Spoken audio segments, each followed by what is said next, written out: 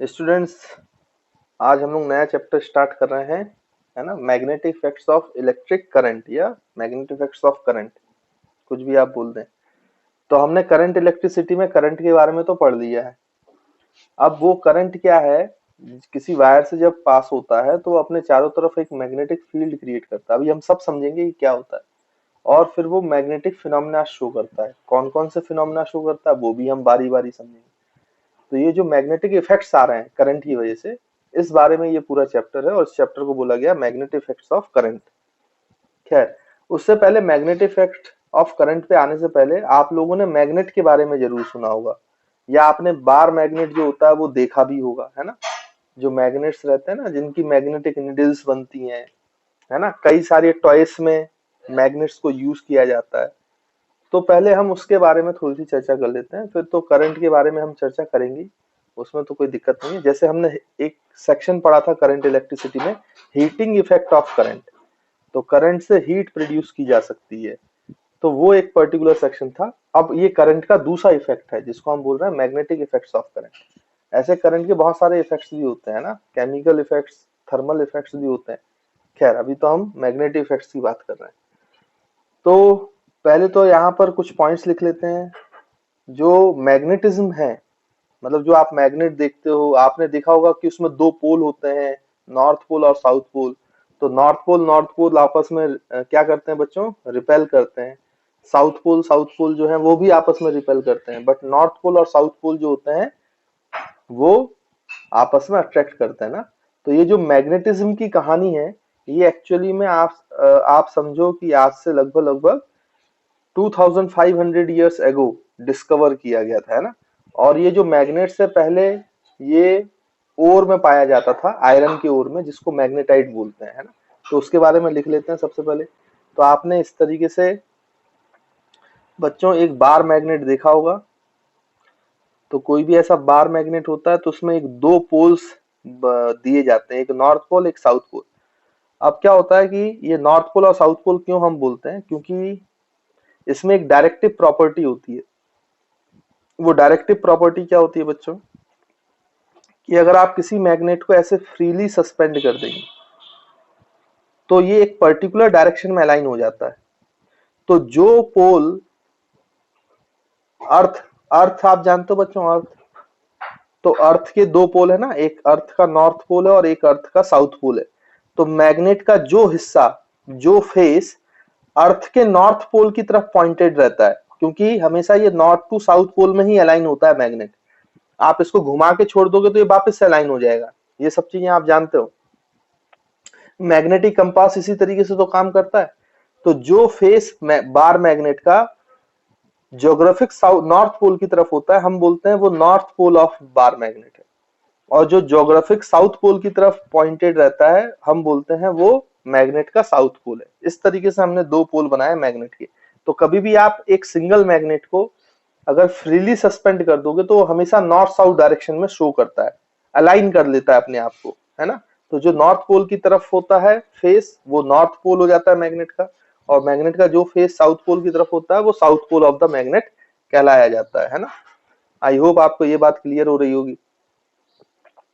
तो ये आपका बार मैग्नेट हो गया, नॉर्थ पोल साउथ पोल हो गया। खैर, अब इसकी हम जो बच्चों प्रॉपर्टीज हैं वो हम लिखते चलते हैं साथ ही साथ यहाँ पर। मतलब पहले मैं आपको यहाँ पे कुछ लिखवा देते हैं, फिर मैं इन मैग्नेट्स की प्रॉपर्टी के बारे में बात करेंगे। तो यहाँ पे देखो बच्चों, सबसे पहली बात तो आपको यहाँ पे लिखना चाहिए, जो ये मैग्नेटिज्म है, मतलब मैग्नेटिक इफेक्ट से रिलेटेड जितने भी फिनोमेना है उनको मैग्नेटिज्म कहा जाता है, पूरी ब्रांच को। तो ये जो मैग्नेटिज्म वाली ब्रांच है, मैग्नेट्स के बारे में स्टडी होना चालू हुआ, वो लगभग लगभग 2500 ईयर्स एगो हुआ है ना। तो हम लिख सकते हैं magnetism was discovered magnetism was discovered magnetism was discovered more than 2500 years ago, है ना बच्चों। तो ये लिख सकते हैं। अब ये जो मैग्नेट्स हैं, इनका मेन सोर्स क्या होता है, ये कहाँ पाए जाते हैं। तो ये जो मैग्नेट्स हैं, magnets were magnets were made of magnets were made from naturally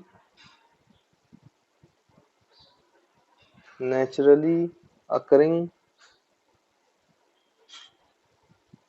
substances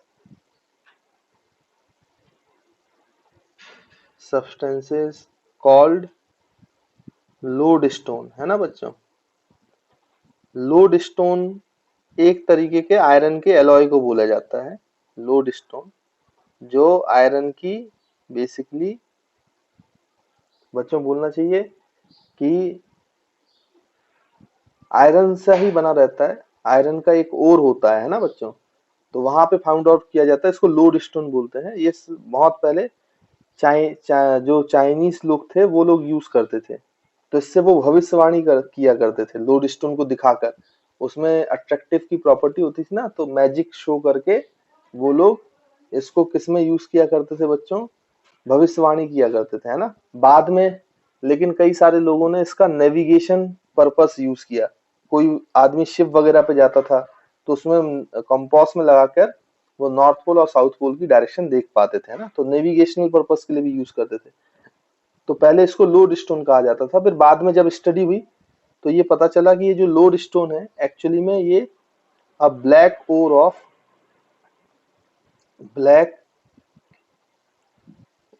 of iron है ना बच्चों।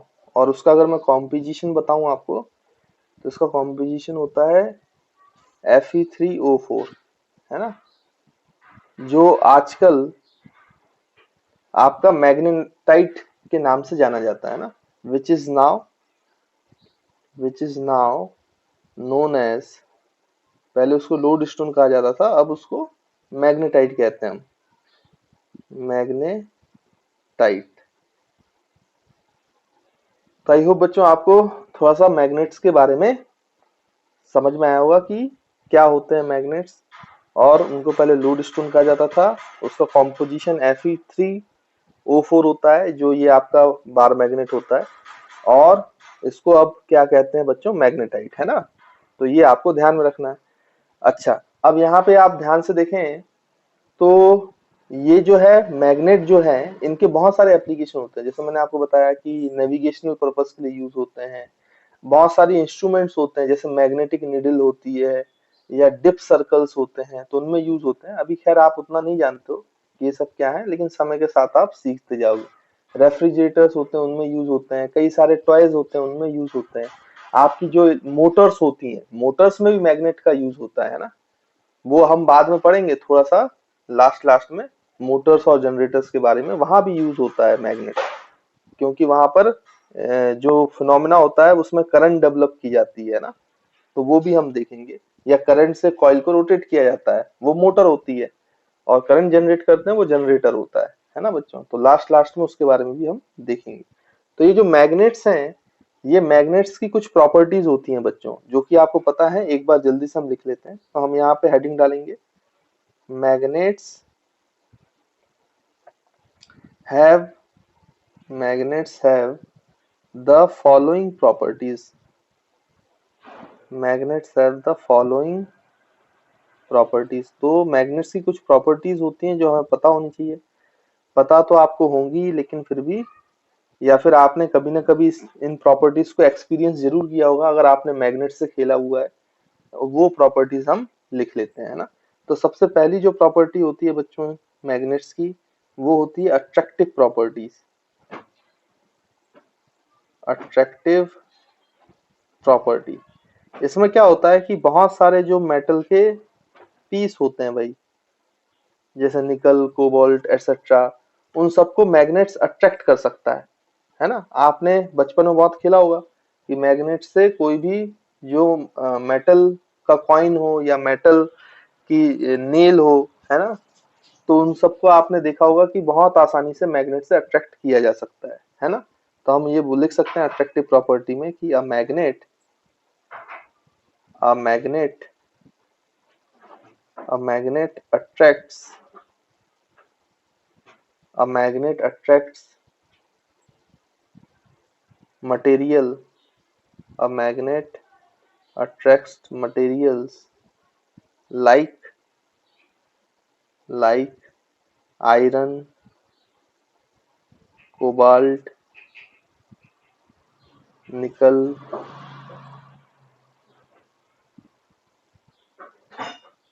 ईटीसी, है ना, और बहुत सारे मटेरियल्स होते हैं जिनको अट्रैक्ट करता है। सेकंड चीज, इसके पास बच्चों एक डायरेक्टिव प्रॉपर्टी भी होती है ना, डायरेक्टिव प्रॉपर्टी, जो मैंने अभी आपको बताया।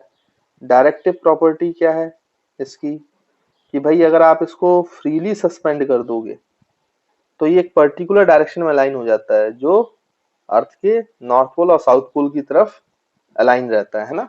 तो ये इसकी डायरेक्टिव प्रॉपर्टी हो गई। तो किसी मैग्नेट से आप डायरेक्शन का सेंस ले सकते हो, है ना। तो हम इसमें लिख लेते हैं डायरेक्टिव प्रॉपर्टी में, when a bar magnet when a bar magnet is suspended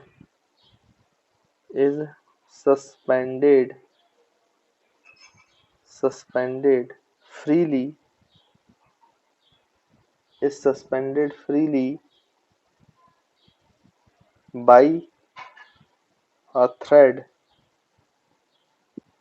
suspend freely by a thread it orients मतलब वो अपने आप को इस तरीके से अलाइन करता है, ओरिएंटेशन करता है अपना, orients itself in north south direction. तो नॉर्थ साउथ डायरेक्शन को हमेशा वो अपने आपको अलाइन कर लेता है, नॉर्थ साउथ डायरेक्शन, है ना, जो मैंने आपको यहाँ पे बताया। तो इसको हम डायरेक्टिव प्रॉपर्टी ऑफ मैग्नेट बोलते हैं, है ना बच्चों। तो ये भी आप याद रहेगा। अच्छा, एक चीज और है, अगर आपने कभी फील किया हो तो आप किसी, जैसे मेटल को है या किसी चीज को है, अगर आप इसको साइड्स पे ले जाओगे तो इसमें जो फोर्स है वो अट्रैक्टिव फोर्स कम लगता है, लेकिन अगर इसी मेटल स्क्रैप को अगर आप पोल के पास ले जाओगे, साउथ पोल या नॉर्थ पोल, तो यहाँ पे फोर्स बहुत ज्यादा लगता है। तो ये भी एक प्रॉपर्टी है कि बार मैग्नेट में जो पोल है, साउथ पोल और नॉर्थ पोल, तो साउथ पोल और नॉर्थ पोल के पास जो फोर्स लगता है बच्चों, वो बाकी जगहों से काफी ज्यादा लगता है। मतलब मैक्सिमम फोर्स जो है बार मैग्नेट वो पोल्स पे लगाता है, पोल्स पे, है ना, पोल्स के थ्रू मैक्सिमम फोर्स लगता है। तो इस बात को भी लिख लेते हैं, ये भी बार मैग्नेट की प्रॉपर्टी है। तो इसमें हम लिख सकते हैं the attraction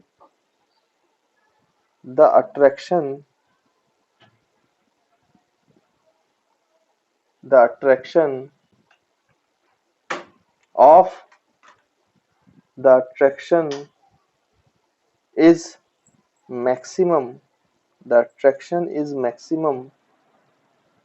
at the ends of bar magnet। तो एंड्स पर बच्चों जो फोर्स लगता है वो मैक्सिमम अट्रैक्टिव फोर्स लगता है ना, बाकी जगहों पर जो अट्रैक्शन होता है वो कम होता है। तो ये भी एक प्रॉपर्टी है, ध्यान में रखेंगे। उसके बाद फोर्थ प्रॉपर्टी, अब ये तो बेसिकली ये तो आप हमेशा जानते ही हो, जैसे कि मान लो कि बच्चों अगर मेरे पास ऐसे दो मैग्नेट हो और ये दोनों उसके, जैसे ये नॉर्थ पोल है तो ये भी नॉर्थ पोल है, तो अगर मैं इसको पास लेके आऊं तो ये देखो ये ऐसे रिपेल करते हैं। आपने कई बार ऐसा महसूस किया होगा, आप जोड़ने की कोशिश करते हो तो वो ऐसे हो जाते हैं, मतलब रिपल्शन लगाता है, ऐसा लगता है धक्का दे रहा है। वहीं अगर आप साउथ पोल से नॉर्थ पोल ले आओगे तो ये ऐसे टकरा जाएगा, मतलब दोनों चिपक जाएंगे, है ना। तो बेसिकली हो क्या रहा है कि साउथ पोल या नॉर्थ पोल और नॉर्थ पोल, अगर यहाँ पे आप बार मैग्नेट लेके आओगे और अगर आप यहाँ पे नॉर्थ पोल और नॉर्थ पोल रखोगे तो ये देखोगे कि ये दोनों एक दूसरे को रिपेल कर रहे होंगे। वैसे ही अगर आप साउथ पोल और साउथ पोल को लेके आओगे तो ये दोनों भी रिपेल कर रहे होंगे, लेकिन अगर साउथ पोल और नॉर्थ पोल को लेके आओगे बच्चों तो ये दोनों अट्रैक्ट करेंगे, है ना।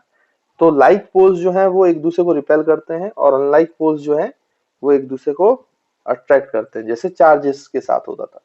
तो ये भी हम लिख सकते हैं यहाँ पर प्रॉपर्टी की two magnets when two magnets are brought close together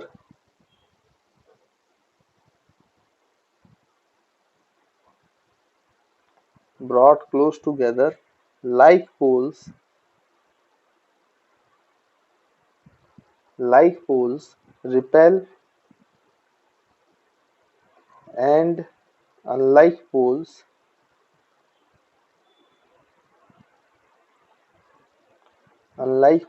attract each other. Like poles repel each other and unlike poles attract each other. तो आई होप बच्चों आपको ये प्रॉपर्टी भी क्लियर होगी, है ना।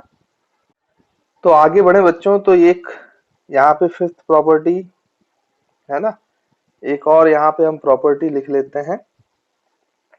देखिए क्या प्रॉपर्टी है कि आप किसी भी मैग्नेट को तोड़ो बच्चों, है ना, जैसे ये मैग्नेट है तो आप इसको ब्रेक कर दो और आप सोचो कि मैं नॉर्थ पोल अलग कर लूंगा, साउथ पोल अलग कर लूंगा, तो ऐसा नहीं होगा।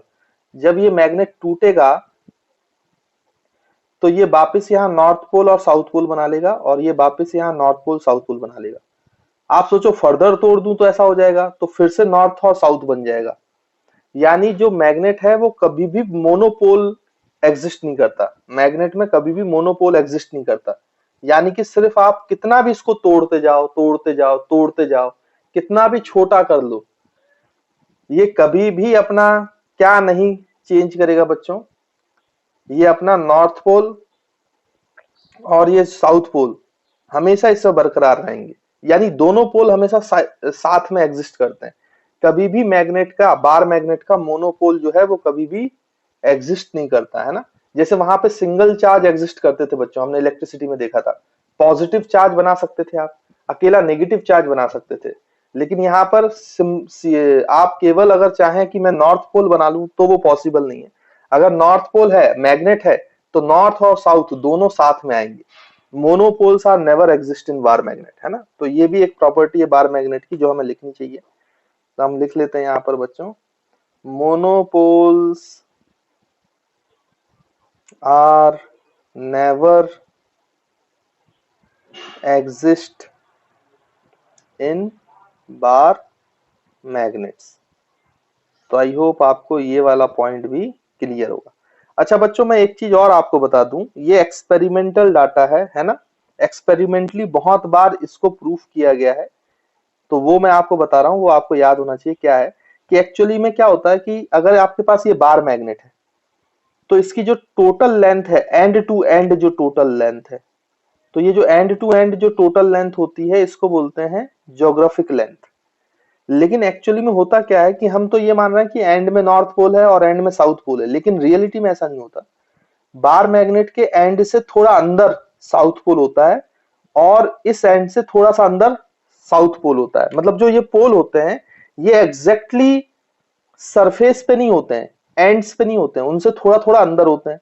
तो एक्चुअली में जो actual length between north pole और साउथ पोल होता है, इसको मैग्नेटिक लेंथ बोलते हैं ना, याद रखेंगे।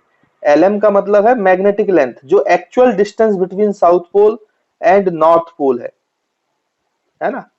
और ये होती है ज्योग्राफिक लेंथ, जो एक्चुअल लेंथ है बार मैग्नेट का।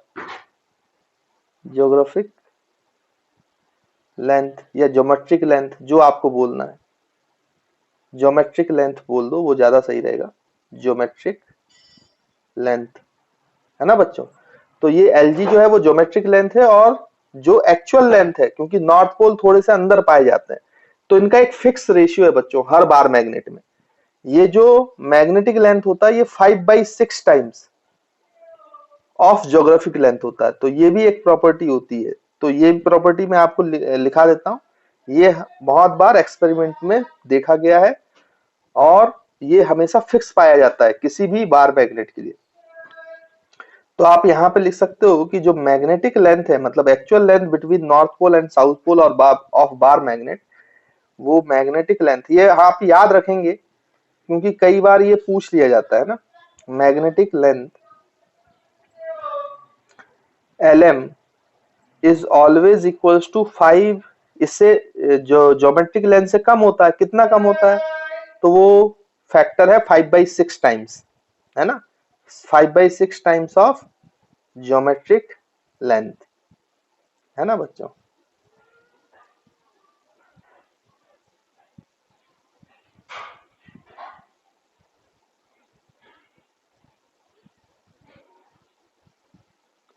तो ये याद रखेंगे बच्चों, है ना।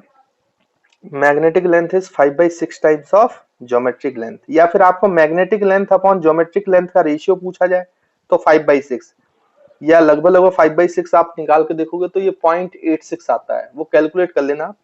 तो पॉइंट में भी कभी कभी आपको ओलंपियाड में पूछ लेता है ना, तो for the olympiad purpose of view, board में नहीं पूछा जाएगा, मैं सिर्फ उसके लिए आपको ये डाटा बता रहा हूँ, कई बार पूछा जा चुका है इसलिए। तो ये भी आप एक फैक्ट याद रखेंगे, है ना, बड़ा ही इंपॉर्टेंट फैक्ट है। चलिए फिर हम अब नेक्स्ट पेज पे चलते हैं, ये जल्दी से आप नोट कर लो। तो देखिए स्टूडेंट्स, हमने प्रॉपर्टीज ऑफ मैग्नेट्स तो पढ़ लिया है ना। इसमें एक चीज आपको नोट करके लिखनी चाहिए, एक नोट भी है बच्चों, है ना, उसको आप लिख लो नोट करके। यहाँ पे मैं लिखवा देता हूँ। एक स्टेटमेंट है जो मैग्नेट्स के बारे में बड़ा फेमस है, उसको हम समझते हैं। ये स्टेटमेंट है कि repulsion is the surest test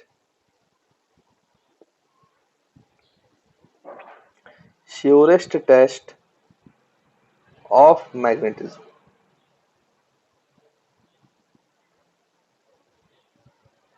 अगर आपका कोई पर्टिकुलर मटेरियल है बच्चों, अगर आपको ये देखना है कि वो मैग्नेट है कि नहीं है, तो मैग्नेट के लिए जो टेस्ट है उसमें रिपल्शन होना बड़ा जरूरी है। तो repulsion is the surest test of magnetism, ये कहा गया है। क्योंकि आपको पता है कि जितने ही मैग्नेट्स हैं, अगर मान लो आपके पास एक मैग्नेट है और यहाँ पे आपके पास एक आयरन पीस है, तो ये आयरन पीस तो अट्रैक्ट कर जाएगा। अब आयरन पीस को आपको चेक करना है कि भाई ये मैग्नेट है कि नहीं, तो आप इसको किसी भी एंड से चेक करो, इस एंड को यहाँ पे ले आओ, इस एंड को ये ले आओ, ये हमेशा अट्रैक्ट करेगा। तो ये अट्रैक्शन जो हो रहा है ये प्रूफ नहीं कर रहा है कि ये मैग्नेट है कि नहीं। लेकिन अगर सोचो कि ये मैग्नेट होता, ये नॉर्थ पोल और ये साउथ पोल, और ये आयरन होता, ये हमेशा अट्रैक्ट करेगा, कभी भी रिपेल नहीं करेगा, तो हम ये कह ही नहीं सकते हैं कि ये मैग्नेट है। लेकिन अगर आप सोचो अगर ये मैग्नेट होता, तो अगर साउथ पोल के साथ नॉर्थ पोल लाते तो ये अट्रैक्ट करता, लेकिन जैसे ही आप पोल चेंज करते, अब साउथ पोल की जगह यहाँ पे साउथ पोल इसका पलट देते, तो यहाँ का जो साउथ पोल है वो आता, तो ये रिपेल करता। तो ये पक्का हो जाता था, हो जाएगा कि बच्चों ये मैग्नेट है, यानी यहाँ पे मैग्नेटिज्म शो कर रहा है ये मैग्नेट। तो repulsion is the surest test of magnetism, इसलिए इसको ऐसा बोला जाता है। तो अट्रैक्शन जो है वो कभी भी गारंटी नहीं है कि कोई मटेरियल जो है वो मैग्नेट होगा। अट्रैक्शन तो नॉर्मल मेटल्स में भी अट्रैक्शन होता है ना, तो उसके लिए आप उसको मैग्नेट नहीं कह सकते। अगर आपको पता करना है कि मैग्नेट है वाकई में कि नहीं, तो आपको किसके पास जाना पड़ेगा बच्चों, मतलब आपको ये चेक करना पड़ेगा कि वो रिपेल भी करता है कि नहीं। अगर वो रिपेल कर रहा है तो repulsion is the surest test of magnetism, यानी वो पक्का मैग्नेट होगा, क्योंकि मैग्नेट होगा तभी वो रिपेल कर सकता है। और अगर वो मैग्नेट नहीं है तो रिपेल तो करेगा नहीं, हमेशा क्या करेगा, अट्रैक्शन, है ना। तो ये बात आपको याद रखना है, इसलिए कहा गया है repulsion is the surest test of magnetism, है ना। तो बच्चों इस बात को भी आप याद रखेंगे। अच्छा, एक बात और मैं आपको यहाँ पे बता दूं जो बड़ी ही इंपॉर्टेंट है। जैसे मैंने आपको बोला था बच्चों कि क्या होगा कि अगर आप किसी भी मैग्नेट को फ्रीली सस्पेंड कर देंगे तो एक वो पर्टिकुलर डायरेक्शन में अलाइन हो जाता है ना, ज्योग्राफिक नॉर्थ और ज्योग्राफिक साउथ पोल के पास। तो जो फेस साउथ पोल को फेस कर रहा है वो साउथ पोल ऑफ मैग्नेट हो जाता है, जो नॉर्थ पोल अर्थ के नॉर्थ पोल को फेस कर रहा है वो north pole of the magnet हो जाता है ना, ये भी हमने बात की थी। अच्छा, अगर ये अकेला है, फ्रीली सस्पेंडेड है, तो ये अपने आप को ऐसे लाइन करेगा। लेकिन अगर आप यहाँ पे दूसरा मैग्नेट लेके आ जाओ तो ये बच्चों डिफ्लेक्ट करेगा, है ना। फिर ये हो सकता है कि ये इस डायरेक्शन में लाइन ना हो, ये दूसरे डायरेक्शन में लाइन हो, यानी कि जब दूसरा मैग्नेट आता है तो फोर्स लगा सकता है, तो इसकी डायरेक्शन को चेंज कर सकता है। अगर अकेला है तो वो हमेशा किस डायरेक्शन में अलाइन करता है, नॉर्थ साउथ डायरेक्शन में। और अगर कोई दूसरा मैग्नेट है, आसपास कुछ और मैग्नेट्स हैं, तो उनके इन्फ्लुएंस के कारण वो अपनी डायरेक्शन चेंज कर सकता है। ये बात भी आपको याद में रखना है, समझना है, ठीक है ना। तो आई होप बच्चों ये आपको ध्यान में रहेगा। इसके बाद अगर हम बात करें तो ये जो अभी हमने बोला कि ये जो बच्चों फोर्स है, मैग्नेटिक फोर्स है ना, ये आपका कैसा फोर्स है, अगर आप ध्यान से देखो तो ये मैग्नेटिक फोर्स जो होते हैं ये नॉन कांटेक्ट फोर्स है। देखो, इसमें आपने नॉर्थ पोल या साउथ पोल को कांटेक्ट में नहीं लाया था, वो हवा में ही अट्रैक्टिव फोर्स लगा रहे थे, या साउथ पोल को लाया था तो बीच में एयर थी और वो एक दूसरे को रिपेल कर रहे थे। तो ये जो मैग्नेटिक फोर्स है जो बार मैग्नेट्स एक दूसरे पे लगाते हैं, like poles attract each other and like poles repel each other and like poles attract each other, इनमें कांटेक्ट होना जरूरी नहीं है। यानी कि जो मैग्नेटिक फोर्स है it is a non contact force, और ये आपने 8th में पढ़ा भी है। तो यहाँ पे एक और इम्पोर्टेंट पॉइंट है कि जो ये फोर्स होता है, या एक नेक्स्ट आप नोट लिख सकते हो कि मैग्नेटिक फोर्स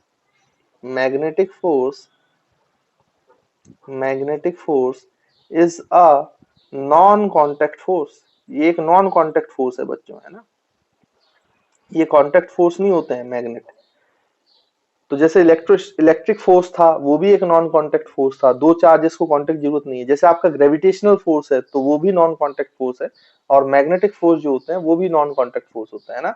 आपने अगर फोर्सेस के बारे में 8th क्लास में पढ़ा होगा या 9th क्लास में पढ़ा होगा, तो आपको नॉन कांटेक्ट फोर्सेस में बताया गया होगा कि 3 प्रकार के नॉन कांटेक्ट फोर्स होते हैं, electrostatic force, magnetic force and बच्चों ग्रेविटेशनल फोर्स। तो ये बात याद रखेंगे। अब ये जो नॉन कांटेक्ट फोर्स है, क्योंकि इसमें कांटेक्ट होता नहीं है, तो ये फोर्स को समझने के लिए हमने एक कॉन्सेप्ट बनाया है बच्चों, जिसको बोलते हैं कॉन्सेप्ट ऑफ फील्ड, है ना। अब ये कॉन्सेप्ट ऑफ फील्ड क्या होता है इसको समझते हैं, और यहां से अब मैग्नेटिक फील्ड का इंट्रोडक्शन होगा आपको, है ना। उसको समझना जरूरी है क्योंकि बाद में चलकर वही बहुत काम आने वाला है ना। उस पर बेस्ड पूरा ये चैप्टर रहेगा। तो पहले आप इसको नोट करो जल्दी से, फिर मैं आगे बढ़ता हूँ। देखिए बच्चों, जैसे मैंने आपको बोला कि नॉन कांटेक्ट फोर्स है तो इसको फील्ड कंसेप्ट से समझा जाता है। अब ये फील्ड कंसेप्ट क्या होता है ये हम समझते हैं। तो जैसे एक मैग्नेट है वो दूसरे मैग्नेट में फोर्स लगा रहा है, जैसे आप यहाँ पे एक बार मैग्नेट रखेंगे,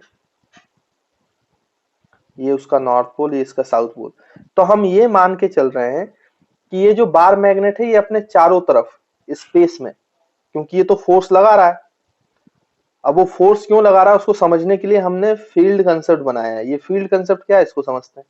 तो हम ये मान रहे हैं कि ये जो मैग्नेट है ये अपने चारों तरफ एक ऐसा रीजन या स्पेस क्रिएट कर रहा है जिसमें इसका इन्फ्लुएंस है, वो हमें दिखाई नहीं दे रही है, मतलब, लेकिन इसका इन्फ्लुएंस है, क्योंकि जैसे ही इस रीजन में कोई दूसरा मैग्नेट आएगा तो उस पर फोर्स लगेगा। अगर साउथ पोल के पास साउथ पोल होगा तो रिपल्शन का फोर्स लगेगा, और अगर साउथ पोल के पास नॉर्थ पोल का होगा तो अट्रैक्शन का फोर्स लगेगा। यानी सेम पोल होगा तो रिपल्शन लगेगा, अपोजिट पोल्स होगा तो क्या लगेगा बच्चों, नॉर्थ, अपोजिट पोल होगा तो अट्रैक्टिव फोर्स लगेगा। यानी ये जो मैग्नेट है ये चारों तरफ कुछ तो ऐसा क्रिएट कर रहा है जो हमें दिखता नहीं है, बट वो जो चीज है, वो जो चीज इसने अपने चारों तरफ क्रिएट की हुई है, उस रीजन में, उस स्पेस में अगर कोई दूसरा मैग्नेट आता है तो उस पर फोर्स लगा सकता है। आप इसको ऐसे एनालॉजी से समझें कि जैसे बच्चों एक मकड़ी होती है ना, एक इस तरीके से आपका बच्चों एक मकड़ी है, तो क्या होगा कि मकड़ी अपने चारों तरफ ऐसे एक जाल क्रिएट करती है, वेव क्रिएट करती है ना, ये सभी को पता है। अच्छा, ये जाल अगर बहुत पतला है तो आपको दिखाई नहीं देता ये जाल कई बार। इस एनालॉजी से समझो तो आपको समझ में आएगा। मतलब जो मकड़ी है वो अपने चारों तरफ ऐसा रीजन क्रिएट करती है जो हमें दिखाई नहीं देता। या इंसेक्ट्स जो होते हैं, बेसिकली इंसेक्ट्स को पकड़ने के लिए क्रिएट किया जाता है ना, तो वो जो इंसेक्ट्स होते हैं उनको भी नहीं दिखाई देती है, उनको भी नहीं दिखाई देता ये जो जाल है जो उसने चारों तरफ फैलाया हुआ है, जो मकड़ी का जाल है। तो इंसेक्ट जब इस रीजन में आता है, इस जाल के पास आता है, तो वो जाल में फंस जाता है। फिर मकड़ी उस जाल के थ्रू उसको अपने पास खींच लेती है और उसको खा लेती है। इस तरीके से एक मकड़ी शिकार करती है, ये आपको पता है। तो ऐसा ही कुछ आप ऐसा सोचो कि ये मैग्नेट जो है ये मकड़ी की तरह है, जो अपने चारों तरफ एक ऐसा जाल फैला रहा है, रीजन या स्पेस क्रिएट कर रहा है जो हमें दिखता नहीं है। बट जैसे उस रीजन और स्पेस में कोई दूसरा जो इंसेक्ट है, यहाँ पे दूसरा कोई मैग्नेट आता है, तो अगर उस सेम पोल होता है तो उसको रिपेल कर देता है, और अपोजिट पोल होता है तो अट्रैक्ट कर लेता है। तो ये जो रीजन क्रिएट कर रहा है, जैसे ये रीजन क्रिएट किया था तो इसको हम मकड़ी का जाल बोल सकते हैं, वैसे ये जो मैग्नेट रीजन क्रिएट कर रहा है, जो मैग्नेट का जाल है, मैग्नेट का वेव है, उसको हम बोलते हैं मैग्नेटिक फील्ड। इस रीजन को हम बोलते हैं बच्चों मैग्नेटिक फील्ड। तो ये जो फील्ड कंसेप्ट है, क्योंकि ये मैग्नेट के द्वारा फील्ड जनरेट कर रहा है, तो हम उसको क्या बोलते हैं बच्चों, मैग्नेटिक फील्ड। अच्छा, जब ये चार्जेस के लिए होता है, अगर क्यू चार्ज एक दूसरे को रिपेल कर रहा है, तो हम ये बोलते हैं कि ये चार्ज जो है ये अपने चारों तरफ एक वेव क्रिएट कर रहा है जो दूसरे चार्ज पे फोर्स लगा सकता है, तो वहां पे इसको इलेक्ट्रिक फील्ड बोला जाता है। और अगर ग्रेविटेशन, जो आप जो अर्थ है, वो जो अर्थ अपने चारों तरफ फील्ड क्रिएट कर रही है जिसपे वो किसी भी पार्टिकल पे नीचे फोर्स लगाती है विदाउट कांटेक्ट, उसको हम ग्रेविटेशनल फील्ड बोलते हैं। तो खैर, आपको इलेक्ट्रिक फील्ड और ग्रेविटेशनल फील्ड तो बाद में पढ़ने को मिलेगा हायर क्लासेस में, लेकिन अभी हमें किसके बारे में चर्चा करनी है? Magnetic field. तो आप ऐसा समझो कि जितने भी नॉन कांटेक्ट फोर्स हैं उनको समझने के लिए एक हमने ऐसे हाइपोथेटिकल रीजन बना के रखा है जिसपे फोर्स लगता है, तो हम ये मानते हैं कि वो एक स्पेस, एक रीजन क्रिएट कर रहा होता है मैग्नेट अपने चारों तरफ, जिसके कारण वो दूसरे पे फोर्स लगा सकता है। वो जाल जो है, वो स्पेस जो है, वो हमें दिखाई नहीं देता, बट वहां पे ऐसा इन्फ्लुएंस उसका मौजूद है जो दूसरे मैग्नेट्स पर आसानी से फोर्स लगाता है, क्रिएट कर सकता है। तो उस रीजन और स्पेस को हम क्या बोलते हैं बच्चों? उसको नया नाम दिया गया, उसको कहा गया मैग्नेटिक फील्ड। तो आई होप आपको मैग्नेटिक फील्ड समझ में आया होगा, है ना। अब इसकी हम डेफिनेशन लिखें अगर मैग्नेटिक फील्ड की, तो मैग्नेटिक फील्ड की डेफिनेशन क्या है? तो यहाँ पे मैं पहले हेडिंग लिख लेते हैं हम लोग, मैग्नेटिक फील्ड। अच्छा, मैग्नेटिक फील्ड को हम बी से रिप्रेजेंट करते हैं, ये बात आप याद रखना। मैग्नेटिक फील्ड जो होती है बच्चों, वो हम बी से रिप्रेजेंट करते हैं। तो इसमें आप लिखेंगे मैग्नेटिक फील्ड में, the space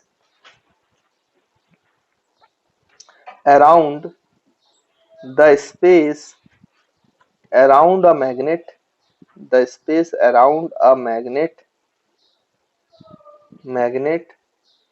where its influence influence का मतलब क्या? कि अट्रैक्शन या रिपल्शन लगाए, है ना। अट्रैक्शन और रिपल्शन, लाइक पोल होगा तो रिपल्शन, अनलाइक पोल होगा तो attraction, can be experienced is called as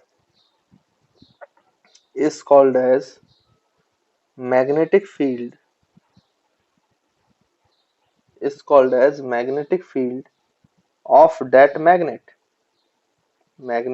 of that magnet, तो उस मैग्नेट की वो जो होगा स्पेस, उसको हम उसकी मैग्नेटिक फील्ड के नाम से जानेंगे। अब इसको मैथमेटिकली भी निकालते हैं, कैसे निकालते हैं वो हम समय के साथ सीखेंगे, है ना।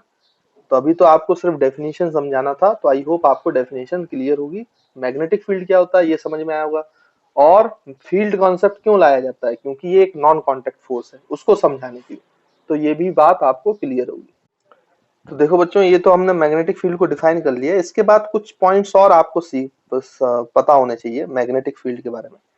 पहला पॉइंट तो, ये जो मैग्नेटिक फील्ड हमने डिफाइन की है, ये एक्चुअली में वेक्टर क्वांटिटी है, क्योंकि वेक्टर क्वांटिटी आप जानते हो कि डायरेक्शन होता है, तो ये मैग्नेटिक फील्ड की डायरेक्शन भी होती है। अब ऐसा कैसे है? तो ये मैं आपको एक चीज बताऊं कि आपने देखा कि जो आपका एक बार मैग्नेट है, वो हमेशा एक पर्टिकुलर डायरेक्शन में लाइन होता है, that is north south direction of the अर्थ। ये इस वजह से होता है क्योंकि कई सारी स्टडीज जो हुई हैं वो हमें ये शो करती हैं कि अर्थ भी एक मैग्नेट की तरह काम कर रहा है, मतलब अर्थ की खुद की मैग्नेटिक फील्ड है, और अर्थ की जो मैग्नेटिक फील्ड है वो नॉर्थ साउथ डायरेक्शन के अलोंग है, इस डायरेक्शन में, नॉर्थ साउथ डायरेक्शन के अलोंग। इसलिए कभी भी जब आपका अर्थ के नॉर्थ साउथ डायरेक्शन के अलोंग अगर अर्थ की मैग्नेटिक फील्ड है, मैग्नेटिक फील्ड ऑफ अर्थ, तो अगर आप यहाँ पे कोई भी मैग्नेट रखोगे तो वो अपने आप को इस डायरेक्शन की वजह से कैसा अलाइन करना चाहता है, उसमें फोर्स लगता है due to magnetic field of the earth, क्योंकि अर्थ की मैग्नेटिक फील्ड की एक पर्टिकुलर डायरेक्शन है, और फाइनली जो आपका मैग्नेट है वो उस मैग्नेटिक फील्ड के डायरेक्शन में अलाइन हो जाता है ना। तो अर्थ भी यहाँ पे मैग्नेट की तरह काम कर रहा है। तो एक्चुअली में मैग्नेटिक फील्ड जो है बच्चों, वो वेक्टर क्वांटिटी, इसकी डायरेक्शन के बारे में हम थोड़ी देर बाद चर्चा करेंगे, लेकिन अभी आप ये ध्यान रखेंगे, है ना। तो हम यहाँ पे लिख सकते हैं कि magnetic field is a vector quantity, है ना। तो बी से रिप्रेजेंट कर रहे हैं तो मैं बी लिख रहा हूँ, बी फील्ड मतलब मैग्नेटिक फील्ड की बात हो रही। तो magnetic field is a vector quantity, है ना। याद रखेंगे कि इसकी डायरेक्शन भी होती है बच्चों, है ना। डायरेक्शन कैसे निकालेंगे वो अभी हम जब मैग्नेटिक फील्ड लाइंस पढ़ेंगे उसमें देखेंगे, अभी तो आप इतना लिख लें बस, वेक्टर क्वांटिटी। अच्छा, इसमें एक और चीज है जो आपको याद रखनी चाहिए कि इसकी जो एसआई यूनिट है मैग्नेटिक फील्ड की, है ना, तो वो एक साइंटिस्ट के नाम पे रखा गया है, तो आप उसको भी याद रखेंगे, कई बार यूज में होता है, आता है ना। यूनिट लिखनी होती है तो ये यूनिट लिखना पड़ेगा। तो the SI unit of magnetic field, जैसे फोर्स की जो यूनिट है वो न्यूटन को श्रद्धांजलि देने के लिए रखा गया है, तो उसकी यूनिट आप न्यूटन पढ़ते हो, है ना। तो वैसे ही एसआई यूनिट जो है मैग्नेटिक फील्ड की, उसको बोला जाता है टेस्ला। तो आपको शायद पता होगा, आपने नाम सुना होगा, बहुत बड़े साइंटिस्ट थे ये अपने समय के, और इलेक्ट्रिसिटी और मैग्नेटिक एरिया में इन्होंने बहुत काम किया हुआ है ना। तो उनको श्रद्धांजलि देने के लिए मैग्नेटिक फील्ड की जो यूनिट है उनके नाम पे रखी गई है टेस्ला, और ये कैपिटल टी से रिप्रेजेंट किया जाता है ना। एक और साइंटिस्ट है बच्चों जिनका नाम है गॉस, है ना, ये फ्रेंच साइंटिस्ट थे। तो जो सीजीएस यूनिट होती है, द सीजीएस यूनिट, है ना, सीजीएस सिस्टम आप जानते हो, एसआई सिस्टम में आपको पता ही है, पढ़ा हुआ है आपने। सीजीएस सिस्टम ऐसा सिस्टम होता है जिसमें लेंथ सेंटीमीटर में नापते हैं, जी मतलब ग्राम से है, मास ग्राम में नापा जाता है, और टाइम सेकंड्स में नापा जाता है। ये फ्रेंच सिस्टम था। तो जो इसकी सीजीएस यूनिट है, CGS unit of magnetic field, क्योंकि कई बार ओलंपियाड्स में क्वेश्चन में वो सीजीएस यूनिट में दे देते हैं बच्चों, है ना, डाटा, तो आपको ऐसा यूनिट में कन्वर्ट करना पड़ेगा। इसको बोलते हैं गॉस। गॉस भी एक साइंटिस्ट का नाम है जिन्होंने ये सिस्टम ही बनाया था, सीजीएस सिस्टम। तो मैग्नेटिक फील्ड की यूनिट उनके नाम पर है, गॉस, कैपिटल जी से रिप्रेजेंट करते हैं। तो मैग्नेटिक फील्ड की सीजीएस यूनिट जो है वो है गॉस, और जो एसआई यूनिट है वो टेस्ला। आपको जानकारी क्या लेनी है कि इनका कन्वर्जन फैक्टर क्या है, कि अगर आपका एक यूनिट में हो तो दूसरे में कन्वर्ट कर पाओ, और दूसरे में है तो पहले में कन्वर्ट कर पाओ। तो इनका जो कन्वर्जन फैक्टर है बच्चों वो यहाँ पे लिख लो आप, 1 tesla is equal to 10⁻⁻⁴ gauss, ये याद रहेगा, है ना। मैंने थोड़ा गड़बड़ कर दिया, माइनस नहीं प्लस है, plus. 1 tesla is equal to 10⁻⁴ gauss, या फिर 1 गॉस, तो 10 की पावर यहाँ डिवाइड करोगे तो ये 10⁻⁻⁴ टेस्ला हो जाएगा। तो कैसे भी याद रख सकते हो। जो एक्चुअली में अर्थ की मैग्नेटिक फील्ड है बच्चों, वो कई बार एक्सपेरिमेंटली कैलकुलेट की गई है। तो अर्थ, जो हमारा अर्थ है, उसकी मैग्नेटिक फील्ड भी लगभग 1 गॉस के आसपास है। 1 गॉस मतलब 10⁻⁻⁴ टेस्ला, या 1 tesla is equal to 10⁻⁴ gauss. तो गॉस छोटी यूनिट है और टेस्ला बड़ी यूनिट है। वैसे भी सीजीएस यूनिट छोटी होती है अमूमन, और ऐसा यूनिट बड़ी यूनिट हो। तो आई होप आपको बच्चों क्लियर होगा, है ना, समझ में आया होगा। तो ये यूनिट भी याद रखें, ये कन्वर्जन फैक्टर भी याद रखें। कभी आ गया तो गॉस से आप टेस्ला में भी कन्वर्ट कर सकते हैं, और टेस्ला से गॉस में भी कन्वर्ट कर सकते हैं। तो वो कन्वर्जन फैक्टर मैंने आपको बता दिए। तो आई होप आपको मैग्नेटिक फील्ड के बारे में ये छोटे छोटे पॉइंट्स क्लियर होंगे। अब मैग्नेटिक फील्ड को विजुलाइज करने के लिए हम क्या करेंगे बच्चों, अब मैग्नेटिक फील्ड लाइंस का कंसेप्ट देखेंगे, है ना। तो आई होप आपको यहाँ तक क्लियर हो।